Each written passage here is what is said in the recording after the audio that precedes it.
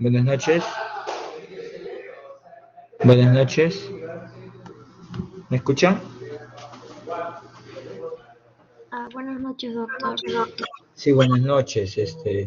Bueno, soy el doctor Javier Castro, cirugía plástica del Hospital Real Baleate, soy asistente de ese hospital, ahí me formé y bueno, en el hospital hago oncoplástica mamaria, o sea, soy cirujano plástico, subespecialista en oncoplástica mamaria, pero también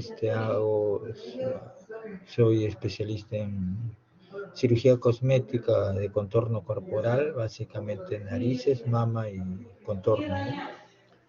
Relacionado a lo que es liposucción de alta definición, ¿no? Es la parte estética que hago. Bueno, en el hospital la parte de patología quirúrgica de la cara, lo que corresponde a cirugía plástica, es básicamente cirugía plástica pediátrica. Porque dentro de la patología quirúrgica de la cara está la parte aguda, traumática, que se aborda en emergencia, y en emergencia básicamente lo aborda el cirujano general y después difiere si amerita que sea evaluado por cirugía maxilofacial o cirugía plástica, si hay compromiso de tejido blando y el paciente se hospitaliza. ¿Ok? Eh, este, con respecto a la patología quirúrgica asociada a oncoplástica cérvico-facial, es el soporte que da cirugía plástica para las reconstrucciones post-recesiones de cánceres que comprometen extensamente tejidos blandos a nivel de la cara, a nivel del cuello. Esas reconstrucciones lo hacemos como cirugía de apoyo y básicamente colgajos. Y ustedes durante toda la práctica y durante todo este segmento de cirugía plástica han visto colgajos. ¿Sí? Los pilares de la cirugía plástica es injertos y colgajos. El otro pilar ahora de la cirugía plástica está siendo lo que es la medicina regenerativa, la medicina celular, ¿ok? Basados en esos tres elementos se construye la cirugía plástica. Entonces, entonces, ¿qué hacemos en la patología quirúrgica en el hospital? Cirugía plástica. Hace cirugía plástica pediátrica. Y dentro de cirugía plástica pediátrica está las malformaciones congénitas de la cara, las malformaciones, perdón, disculpe como estoy en, en la clínica donde hemos operado, un momento, ahora sí, y dentro de la patología quirúrgica de la cara, en cirugía plástica, viene a ser todo lo que es malformaciones congénitas de la cara. Hay otras malformaciones congénitas, ¿sí? Hola, ¿sí, Doctor, Eric? buenas noches. Disculpe que le interrumpa, sino ¿No que se quería escucha? consultarle. No, sí se escucha, sí se lo escucha con un poco de ruido de fondo, pero sí se Sí. lo escucha. Quería hacer una consulta, doctor. ¿La clase la va a dar sin diapositivas?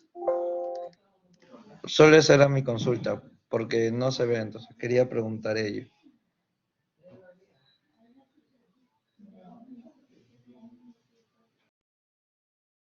Voy a dar con diapositiva, ¿ya?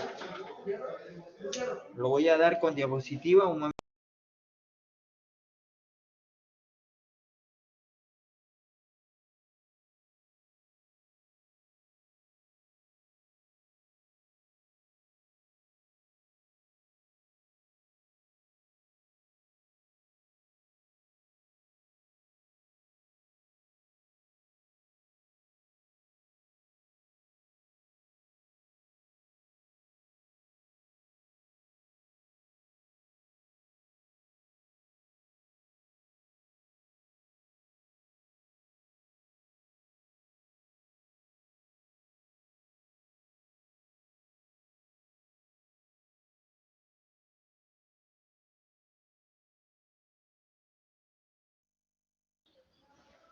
Ok, entonces le estaba comunicando que la patología quirúrgica que hace cirugía plástica, por lo menos en nuestro hospital, está asociado a cirugía plástica pediátrica y básicamente malformaciones craneofaciales.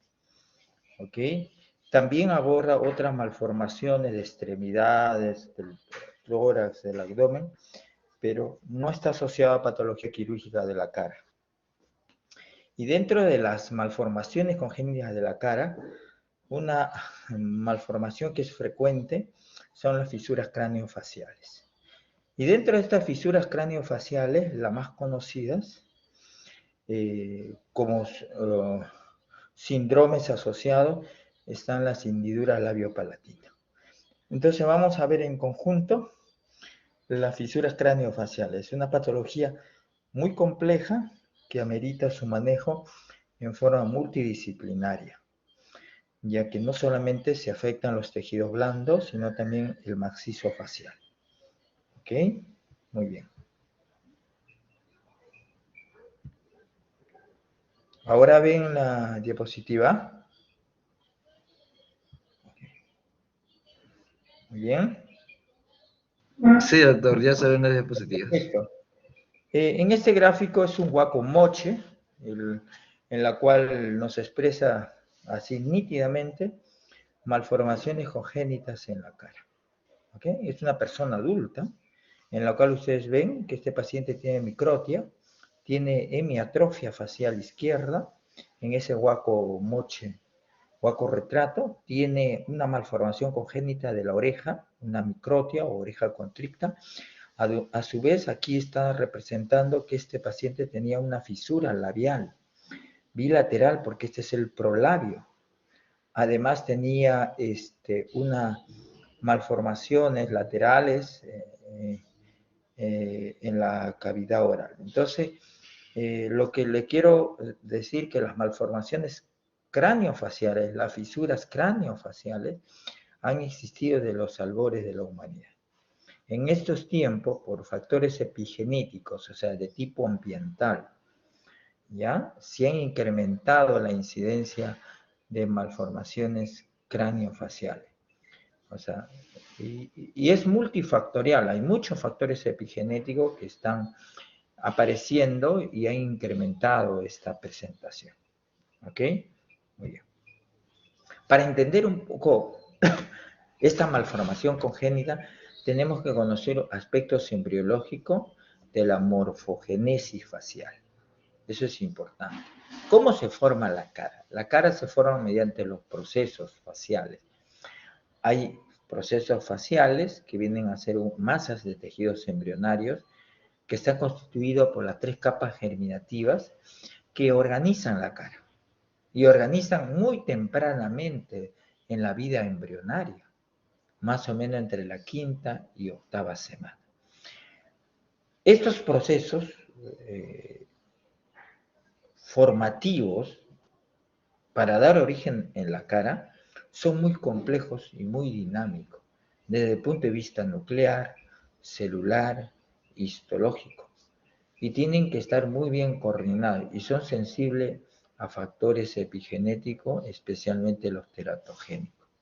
Cualquier alteración teratogénica en estos procesos muy bien coordinados van a producir malformaciones craneofaciales. ¿Ok? Porque estos procesos, a nivel, por ejemplo, celular, se da migraciones celulares, regeneraciones celulares, reabsorciones celulares, para dar origen a esa estructura tan compleja que es la cara. La cara aproximadamente tiene 32 unidades estéticas que hacen juego de sombra. Estas unidades estéticas están organizadas en los 3 tercios que tiene la cara: tercio superior, tercio medio y tercio inferior. El tercio inferior de la cara básicamente es la cara, es el esplenocráneo, y el tercio superior es una área de la cara compartida con el neurocráneo, que es la región frontal, y ustedes van a darse cuenta que esos 3 tercios están en forma proporcionada, ¿ok? Y en conjunto forman la cara.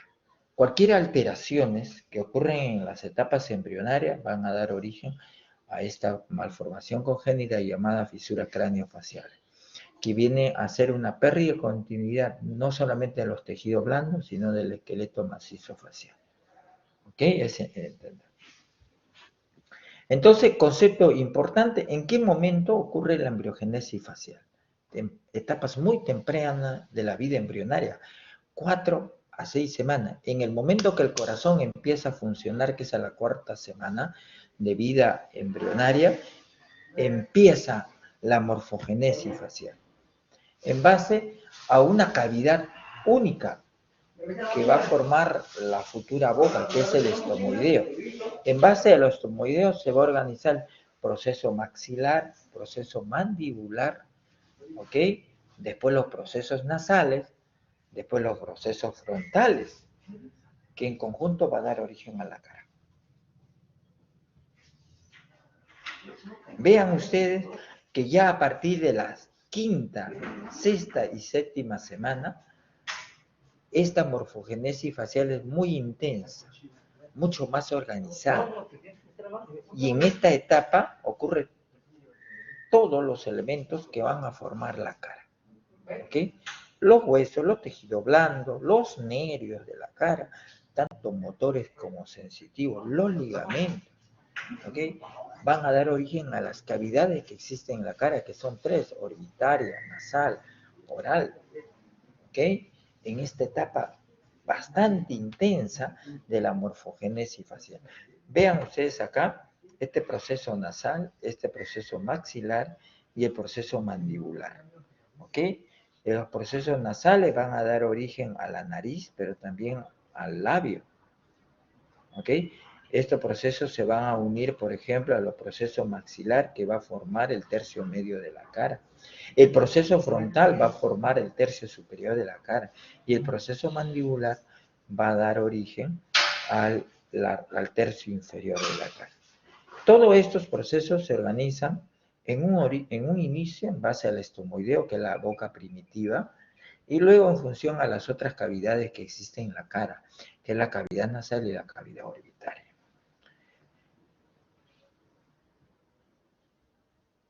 Entonces, ¿qué viene a ser una fisura craneofacial? Su mismo nombre lo dice, fisura o hendidura. Es la pérdida de continuidad de esta gran superficie de la cara primitiva. Esa superficie que va a dar origen a los elementos de la cara. Y cualquier pérdida de continuidad, tanto de la superficie como de sus profundidades, van a dar origen a las fisuras craneofaciales. Y dentro de esas fisuras craneofaciales, la más conocida es la fisura labiopalatina. Y generalmente estas hendiduras aparecen en las zonas donde hay una pérdida de continuidad desde el punto de vista fisiológico anatómico, que vienen a ser las cavidades. La cavidad oral es una pérdida de continuidad que va a formar una cavidad, pero es anatómica y fisiológica para alojar el globo ocular. También la cavidad nasal y la cavidad oral, ¿ok? En relación a esas cavidades se van a originar gran parte de las fisuras craneofaciales. La etiología les acabo de mencionar, es epigenética, multifactorial, pero hay unos elementos etiopatogénicos o etiológicos que tienen mayor relevancia e impregnación. De ellos son las infecciones virales, especialmente la infección de la influenza tipo 2. Por eso actualmente se fomenta que las madres que tempranamente se detecta su gestación, hacerle su vacunación contra la influenza.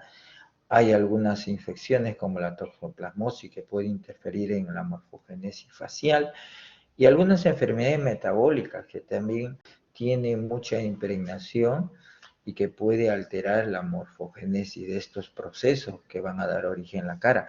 Uno de ellos es la diabetes, segundo el hipotiroidismo y enfermedades de la glándula suprarrenal. ¿Ok? Se ha demostrado que existen algunos elementos teratogénicos como los anticonvulsivantes, el uso de corticoides, ¿sí? Elementos alquilantes, anticonvulsivantes, ansiolíticos. que se debe de reportar en la historia clínica cuando un recién nacido tiene una malformación congénita, ampliar la historia clínica de la madre para buscar alguno de estos elementos teratogénicos. Entonces, la etapa temprana embrionaria, entre la quinta y séptima semana, que es la de mayor actividad de la morfogénesis facial, cualquier elemento teratogénico que actúe en estos procesos celulares, moleculares, nucleares, pueden generar las fisuras craneofaciales, ¿ok? Muy bien. Con respecto a la formación, a las teorías de la formación de las hendiduras o fisuras craneofaciales, existen dos. Uno que es el defecto de fusión, propuesta por Darcy y His hace más o menos 150 años, en la cual menciona que la cara es una zona formada por las láminas embrionarias, por las 3 láminas embrionarias. Estas láminas embrionarias va a dar origen a estos procesos faciales que le he mencionado, el frontal, el maxilar, el nasal, el maxilar, y cuando no se produce un contacto adecuado de la capa más externa de estos procesos, que viene a ser el ectodermo, se va a formar una hendidura. Y por ende, esa hendidura también va a bloquear la migración del mesodermo en esos puntos de uniones. ¿Ok? Y al no estar presente el mesodermo, no solamente va a ser una hendidura de los tejidos blandos de la piel, sino también del macizo facial. Por lo tanto, se forma la fisura craneofacial. ¿Ok? Hay otra teoría mucho más actualizada, en la cual explica, por ejemplo, que hay pacientes que no tienen hendiduras de los tejidos blandos. Aparentemente todos los tejidos blandos están indemnes y sanos, y a este recién nacido, por una depresión que se encuentra en alguna parte de la cara, se le toma un estudio de imagen, una radiografía, y nos damos cuenta que hay una fisura debajo de esa depresión del esqueleto macizo facial. Con la primera teoría, en la cual necesariamente tiene que haber ausencia de contacto del ectodermo para que el mesodermo no migre y se forme la hendidura completa, no podría explicarse, porque aquí se ha unido el ectodermo, pero no ha habido migración del ectodermo. De acuerdo a la primera teoría, unión del ectodermo hay migración del mesodermo y por lo tanto no existe hendidura craneofacial. En cambio, ¿cómo explicamos esas hendiduras que solamente afectan a los tejidos óseos? Entonces aparece la segunda teoría, que es la teoría de la migración y penetración mesodérmica, en la cual es importante, fundamental, que exista una migración mesodérmica en la zona de la hendidura para que no se forme la hendidura. ¿Ok? Si existe mesodermo, el ectodermo se va a unir. ¿Ok?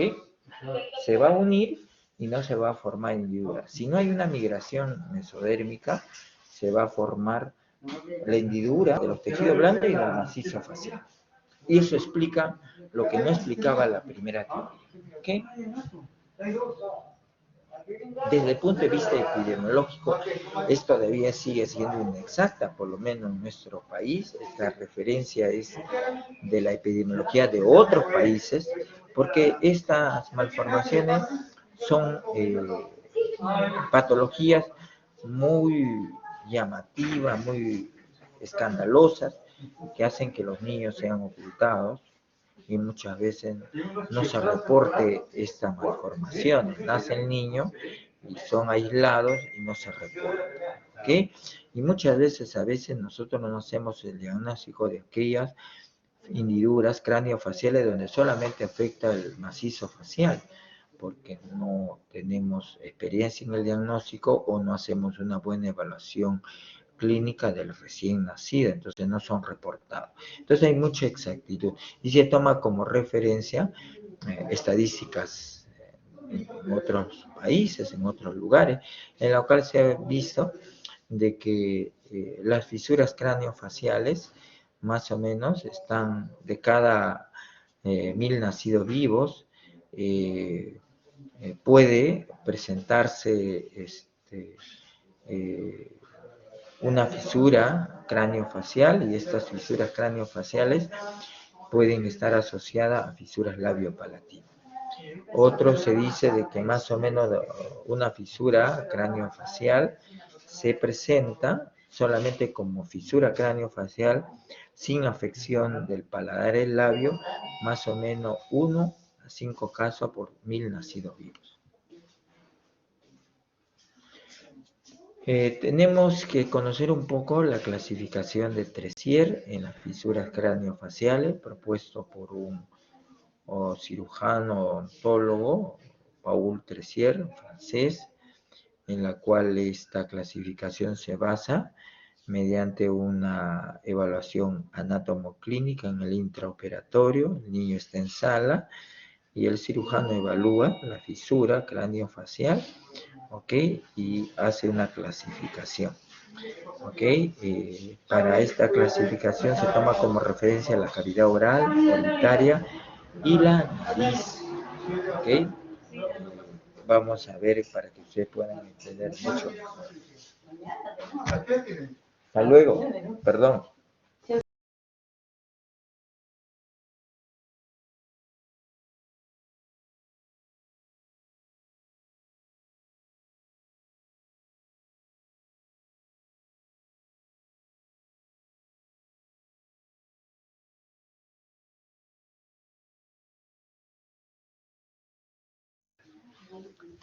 Para que ustedes puedan, la clasificación ha sido mejorada, ¿aló?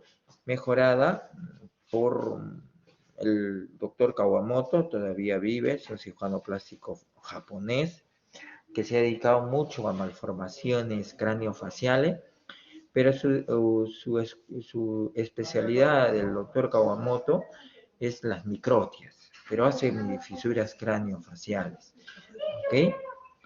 Para que ustedes puedan entender mucho mejor la clasificación de Tressier, la cara es tomado como un hemisferio, ¿ok? Como una esfera. Y la línea media de este hemisferio es el meridiano y divide en dos mitades iguales la cara. Las fisuras craneofaciales pueden afectar un hemisferio de la cara, un lado de la cara o ambos lados, pero lo frecuente es que afecta un lado, un hemisferio facial o una hemicara facial, ¿ok? Ese meridiano, ¿ok? También se toma como referencia al esqueleto facial. El meridiano tiene una numeración que parte del labio hacia al punto metópico de la frente. El punto metópico de la frente recibe una numeración que es 14. Y el punto a nivel el punto medio del arco de Cupido recibe el número 0. ¿Ok? Es entonces el meridiano a nivel del labio, en el punto medio del labio es 0 y a nivel del punto metópico es 14. ¿Ok? Cualquier fisura que pueda aparecer en la cara, en los 2 tercios inferiores de la cara, en el medio del labio, en el medio de la nariz, es una fisura 0. Pero cuando afecta a la parte craneal, el tercio superior, ¿ya? De la fisura, es la fisura 14. ¿Ok? ¿Me entiende? Entonces la cara se divide en 3 tercios, tercio superior, y los 2 tercios inferiores que viene a ser la cara propiamente dicha. El tercio superior viene a ser el componente craneal, ¿no? De la cara. Entonces, en función a eso, cualquier fisura que pueda aparecer en el hemisferio respectivo, que puede ser en el lado derecho o en el lado izquierdo, a nivel craneal empieza a recibir una numeración descendente.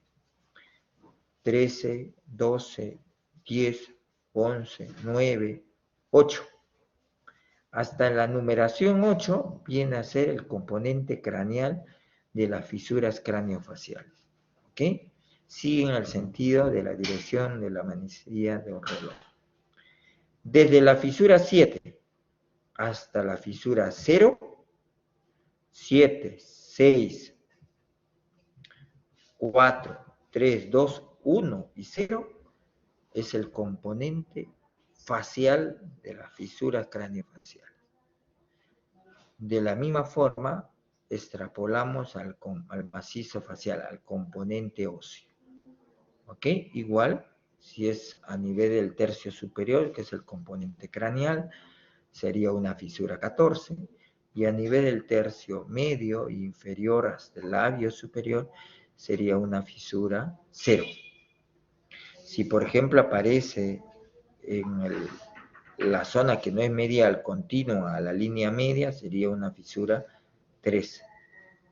Y si aparece en el macizo facial, sería una fisura 1 o 2. ¿Ok? Esa es la clasificación de terciario. ¿Ok? Igualmente para los tejidos blandos, vean, de 0 a 8, componente craneal, de 7 a 0 es el componente facial. Si la fisura aparece por debajo del labio, afecta al labio inferior y a la zona mentoniana, es la fisura 30. ¿Ok? Recibe esa numeración. Tenemos la fisura 0 o displasia internasal, es la fisura que afecta la parte facial de la cara, afecta el tercio medio hasta el labio superior. ¿Qué podemos encontrar en estos pacientes? Como hay un gran espacio en la nariz está bífida, está separada, no se ha unido. Por lo tanto, las órbitas están muy separadas. A eso se llama hipertelorismo. ¿Ok? El maxilar superior da la impresión en quilla porque también está separada y protuida. La premaxila tampoco se ha unido y es una premaxila bífida. Puede haber una fisura en el labio, puede haber en el medio del paladar blando y duro una fisura palatina. Aquella fisura palatina que está en el medio del labio se le conoce como fisura leporina. ¿Ok? Puede estar ausente o está ausente el tabique nasal, no solamente el componente cartilaginoso, sino también el componente óseo, la lámina perpendicular del delmoide. ¿Ok? Muchas veces puede haber ausencia de la lámina cribosa y puede haber prolapso del contenido craneal del tercio superior de la cara, de la zona prefrontal. Entonces, en esos casos puede haber malformaciones también del neurocráneo, como la holoprosencefalia. Y eso hace un mal pronóstico de estos pacientes. Vean la fisura tresier 0, una displasia internasal, pareciera que habrían dos narices, es una sola fosa nasal, no hay un tabique nasal, hay un hipertelorismo, ¿ok? La premaxila a veces puede estar afectada, en este caso parece que no hubiera compromiso de la premaxila. Y ustedes le toman la radiografía y van a ver, ¿ve? Una fisura que afecta la línea media del tercio medio de la cara. Ok, mira, una fisura. También puede afectar el tercio superior de la cara y sería una fisura 14. Miren, acá hay ausencia de fusión. La premaxila está bífida y como el hueso maxilar no se ha unido en el punto medio, su crecimiento es lateral y hace que el tercio de la cara tenga la forma de un pecho en quilla o de inquilla, ¿okay? O de proa, que algunos lo conocen. La fisura 1 y 3, ¿ven? Que es el compromiso de la fisura craneofacial de la cara. Es la fisura que sale de la línea media, afecta a la fosa nasal, puede afectar el piso de la fosa nasal. En su componente craneal es el 13 y el 12. ¿Ok? Tanto en el esqueleto como en los tejidos blandos. Afecta el ala nasal. ¿Ok? Puede haber también fisura labio-palatina. Aquí ya no se llama labio leporino, sino fisura labio-palatina. Afecta el labio, afecta los arcos alveolares, afecta el paladar duro y el paladar blando. ¿Ok? Puede haber afecciones, ¿ok?, del hueso frontal, de la rama ascendente del hueso frontal, ¿ok?, de las apófisis nasal del hueso frontal. Puede haber también una afección de la lámina papirácea del etmoide, ¿ok? Por lo tanto, se afecta el esqueleto óseo de la nariz, ¿ok? Eso es importante que ustedes tengan en cuenta. Este es un terciero 1, ¿ve? Afección de la ala nasal, asociada a una microtia, ¿ok? Este es un tercier 2, un compromiso más severo del ala de la nariz, del esqueleto de la nariz, del piso de la nariz. Tercier 2. Doctor, ¿puede haber un componente craneal? Sí, sería en este caso un tercier 13, que es la prolongación a nivel craneal. La hendidura oro-naso-ocular. ¿Por qué se le llama así? Porque este es un tercier 3 que afecta la cavidad oral, la cavidad nasal y la cavidad orbitaria. Vean ustedes en el componente óseo, afecta la apertura piriforme básicamente, afecta la parte lateral de la fosa nasal, el maxilofacial, el piso de la órbita, ¿okay?, de la parte medial y central del piso de la órbita, y puede afectar también el techo de la órbita, así que tiene un componente craneal, ¿ya? A veces en los tejidos blandos, esta fisura se va a caracterizar por la presencia de coloboma en el párpado inferior. Hay fisura en los párpados inferiores. Y también puede afectar, como afecta la parte más lateral de las fosas nasales, afecta tanto los cornetes, los meatos de los cornetes, y el trayecto del conducto naso-lagrimal. Por lo tanto, estos niños tienen una epífora constante. Vean el tercer 13, afecta la cavidad oral, mira la fisura labial, alveolar, el piso de la fosa nasal, afecta muy drásticamente la fosa nasal, apertura piriforme, cornetes, meatos, y vean la cavidad orbitaria, con los famosos colobomas de párpado inferior, coloboma. Esta es una fisura 3, ¿ok? Fisura oro-naso-ocular, tercier 13, nunca se olvide, ¿ok? Muy aparatosa es esta fisura. La fisura 4 es mucho más lateral a la fisura 3, ¿ok?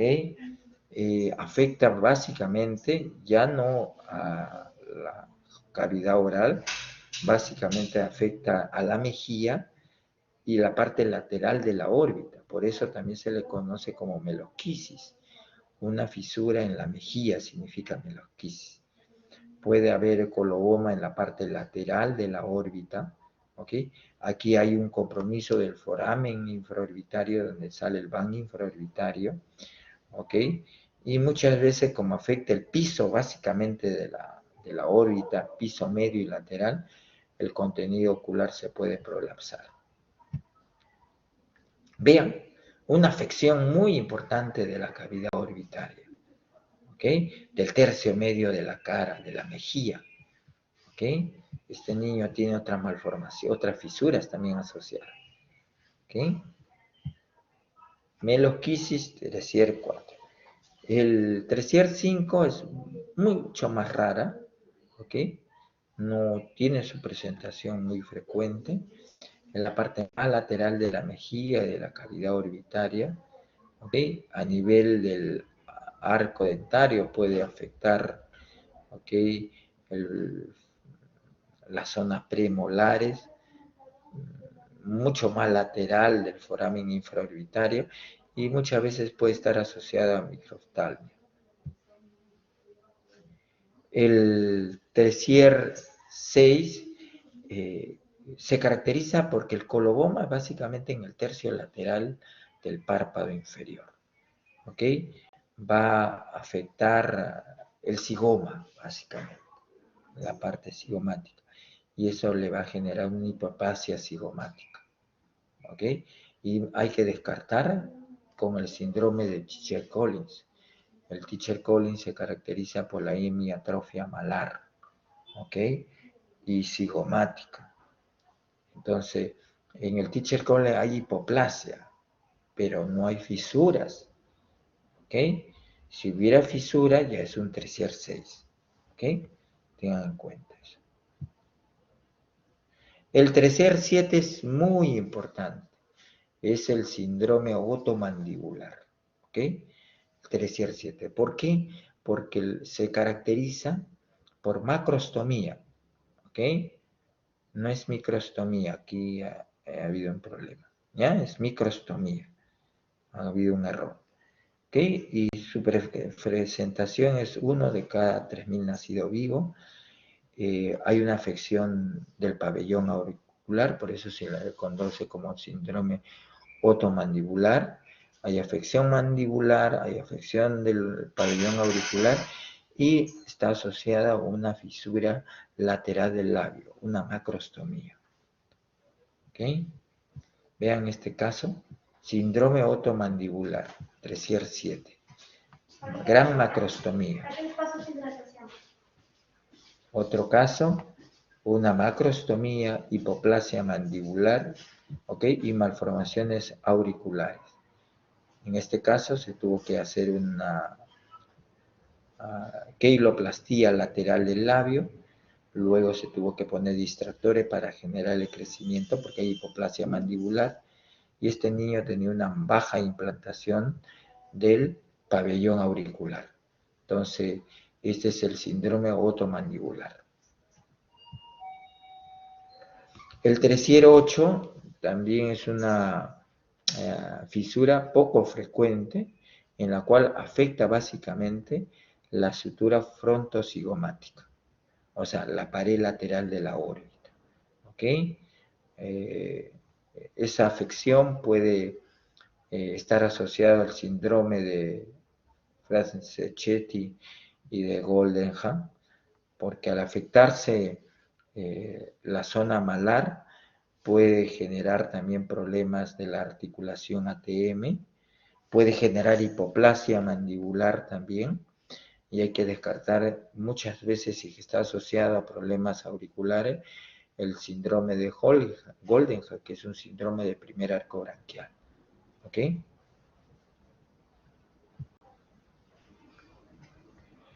La disostosis mandíbulo-facial es el síndrome de Teacher Collins.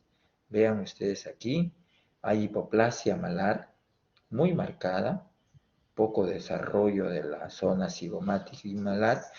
Y en estos pacientes siempre hay que descartar la presencia de una fisura craneofacial. ¿Ok? Esas hendiduras, fisuras pueden ser 6, 7 y 8, que acabamos de ver. ¿Okay?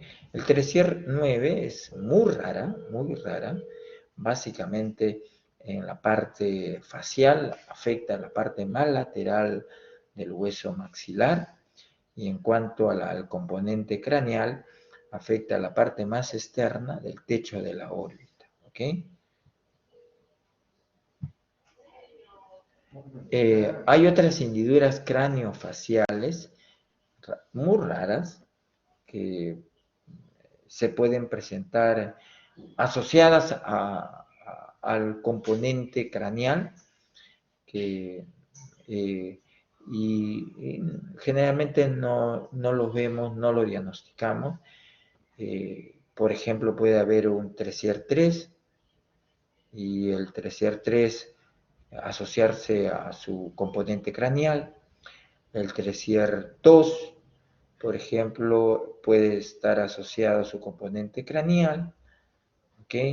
El Trezier 1 está asociado a su componente craneal. ¿Ok? Y esto sí es bastante relativamente frecuente, el Trezier 014, y puede haber un prolapso del lóbulo frontal en la cavidad nasal y dar un encefalocele frontonasal. Este es el Trezier 014. Mira, una displasia internasal y los huesos de la frente no están unidas, hay una fisura, hay un prolapso del componente del neurocráneo que se prolaza en la cavidad y formando un ófalocele frontonasal. ¿Ok? Las fisuras pueden ser múltiples y asociadas. Por ejemplo, este paciente tiene una fisura 4, una fisura 1, una fisura 3, una fisura 2, ¿ok? Hay anoftalmia, patología, mira, una fisura 3, ¿ok? Con coloboma del párpado inferior. Otro caso, vean aquí, fisuras labio-palatinas asociadas a fisuras craneofaciales múltiples, ¿ok? Mal pronóstico porque a veces puede estar holoprosencéfalo y le hacen sombrío el pronóstico de estos pacientes. Las reconstrucciones de estos pacientes multidisciplinarios hay que enfocarlo desde el punto de vista del macizo facial porque hay fisura, poco desarrollo óseo, hay hendiduras óseas que afectan cavidades. ¿Okay? Hay que estar pensando en una distracción ósea, otoplastía con injerto óseo, manejo del maxilofacial pediátrico. Hay ausencia del músculo de la mímica, hay que ver muchas veces hacer colgajos musculares para recrear la mímica facial, ¿ok?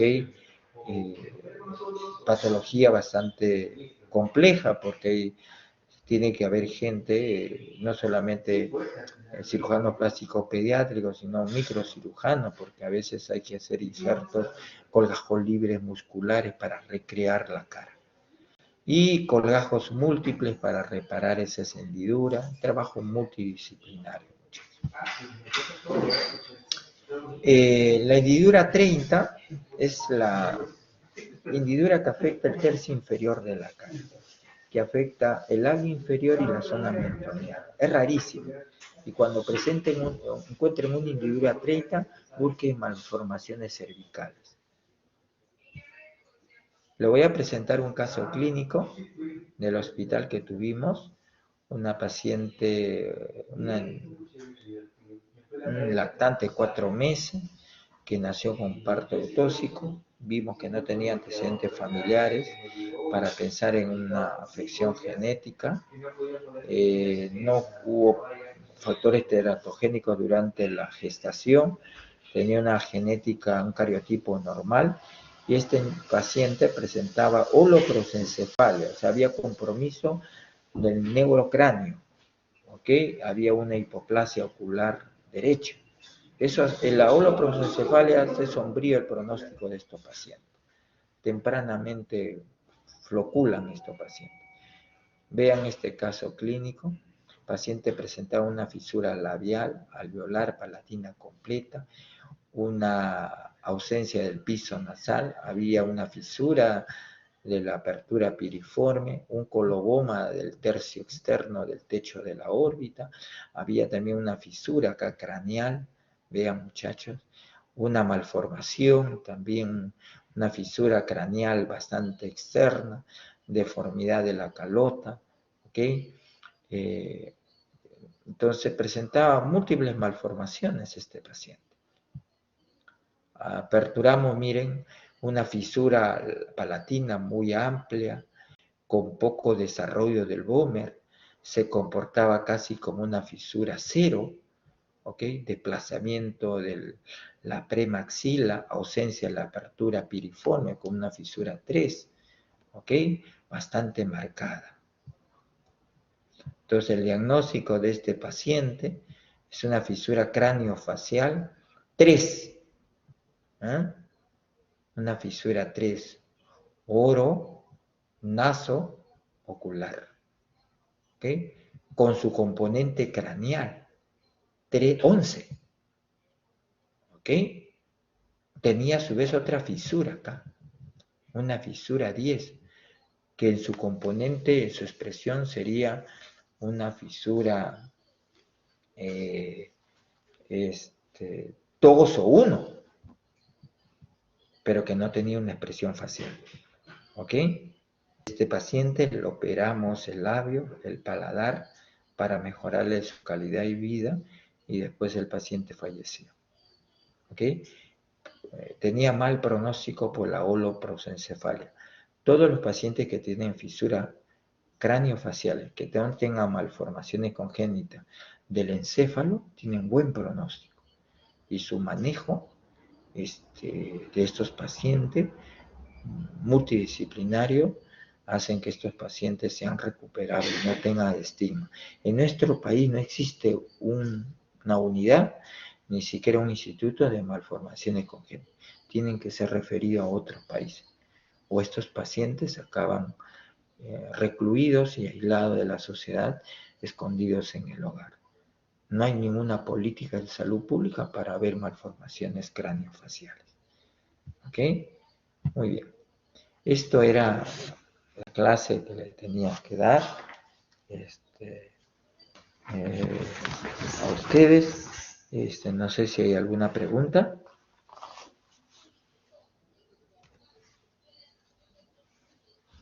Buenas noches. Hola.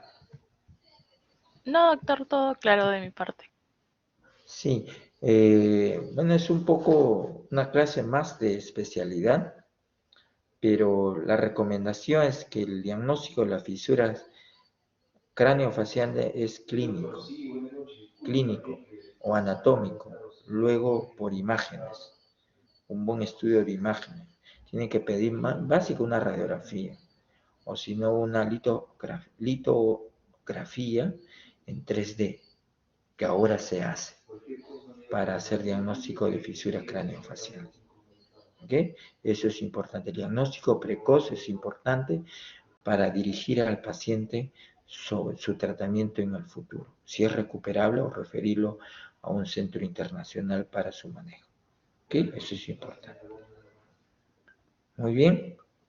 Entonces, daría dada la clase. Las preguntas del examen es básicamente de lo que les he hablado, cosas muy precisas, fisuras, etiopatogenia, el síndrome otomandibular, el aparatoso, macrostomía con compromiso ocular. Eso es importante porque hay casos que se ven. Muy bien. Si no hay otra cosa, daríamos terminado la clase. Muy buenas noches. Gracias, doctor. Hasta luego. Gracias, doctor.